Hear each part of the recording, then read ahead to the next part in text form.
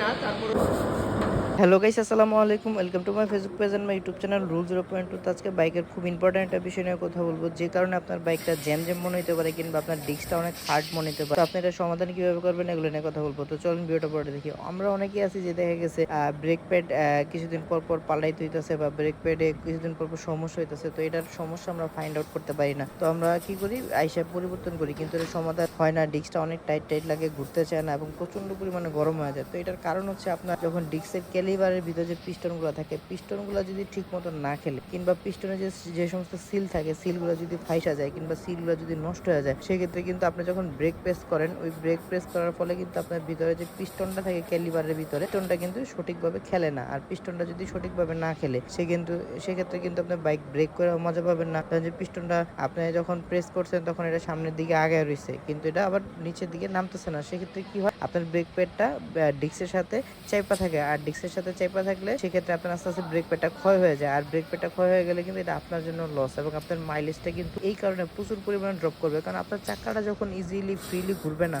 তখন কিন্তু ইঞ্জিনের শক্তি খরচ হবে বেশি, তখন কিন্তু ইঞ্জিন থেকে প্রচুর পরিমাণে তেল খাবে এবং ইঞ্জিনের শক্তিটাও নষ্ট হয়ে যাবে। তো সেক্ষেত্রে করণীয় হচ্ছে, কোনো সময় যদি লক্ষ্য করেন যে আপনার পিছনের ডিস্ক বা সামনের ডিস্ক বা পিছনের চাকা বা সামনের চাকা ইজিলি ফ্রি প্লে নাই কিংবা ডাবলেশন করে ঘুরে দেখছেন একটু টাইট টাইট লাগে, সেক্ষেত্রে আপনি ব্রেক প্যাডটা দেখবেন ব্রেক প্যাডের পজিশন কি আছে। যদি ব্রেক প্যাড ঠিকঠাক থাকে সেক্ষেত্রে আপনি ক্যালিবারটা যে থাকে, ক্যালিবারের যে পিস্টনটা থাকে, পিস্টনটা খুলবেন। খুলে এটার যে সমস্ত সিল আছে এবং পিস্টনের যে সমস্ত যন্ত্রপাতি আছে বা ইনস্ট্রুমেন্ট আছে, এগুলোকে ভালো মতো ক্লিন করবেন, পরিষ্কার করবেন, অকটেন দিয়ে ভালোভাবে পরিষ্কার করে সিলগুলো আবার বসাবেন। এবং আপনি দেখবেন যে আপনি যখন হাইড্রোলিক ব্রেক প্রেস করতেছেন তখন এই পিস্টনটা আপ ডাউনটা সঠিকভাবে করছে কিনা। যদি দেখেন যে সঠিকভাবে করছে, তাহলে মনে করবেন যে এটা আপনার ওকে। আর যদি দেখেন যে না, ধীর গতিতে এটা পিস্টনটা আগাচ্ছে, ধীর গতিতে ডাউন হচ্ছে, সেক্ষেত্রে কিন্তু সমাধানটা হবে না। তো এই ক্ষেত্রে অনেকে দেখা গেছে আমরা বুঝি না, আইসা বলি যে ভাই আমার সের অবস্থা। তো যারা একটু ফাজিল ক্যাটাগরি টেকনিশিয়ান, ওরা বলে যে ভাই আপনার ব্রেক প্যাড পাল্টা ফেলান, আপনার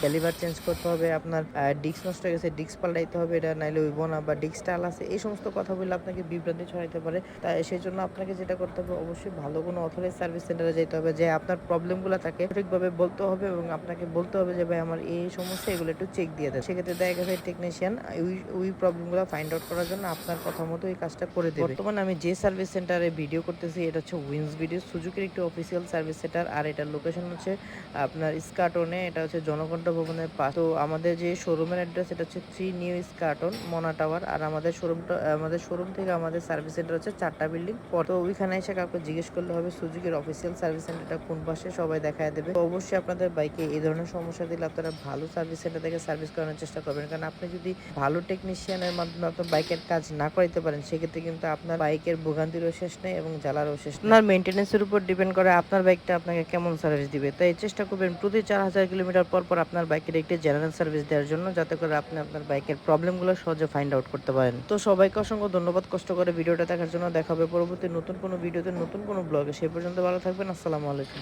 এটা কি করতেছেন স্বাধীন ভাই? প্লাগ পরিষ্কার করতে।